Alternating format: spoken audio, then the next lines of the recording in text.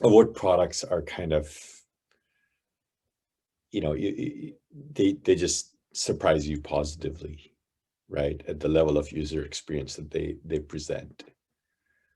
So basically, what are the favorite platforms or tools or pieces of software, hardware that you just love, and you maybe they become like you try to bring in those pieces into your own thinking or what you're doing, what you're building, or imitation or emulation or whatever you want to call it.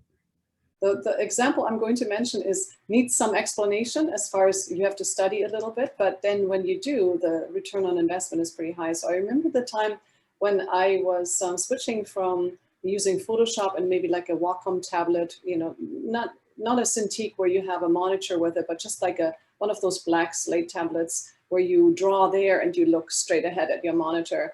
And so that combination of Photoshop and the tablet to also do some sketching. It's actually quite good for photo editing and so on, but it's for sketching a little cumbersome. Anyone who's done that will know that it's not great.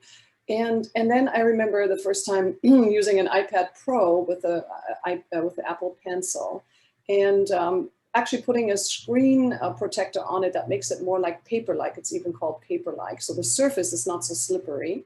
Okay, now we're getting somewhere. The tactile experience, the way the pen moves on that screen protector to make it more feeling of a paper. That was already like, wow, you had a reaction to it, like an emotional reaction of excitement to it.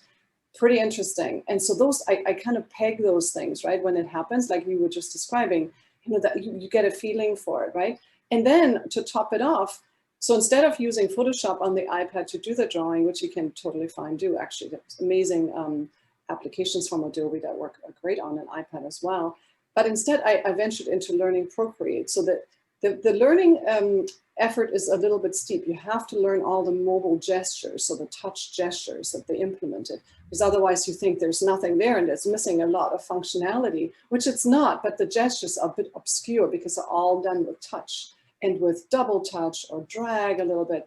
So you got to learn that. But when you do, the combination of that, this perfect piece of hardware with that intuitive, newly invented piece of software lets you make drawings, gives you a feeling like you're actually an artist. And I never considered myself somebody who could sketch very well. So that was cool, that just feeling. Empower the user to think they're better than they thought they were. I guess that sums it up, right? That's amazing when that happens.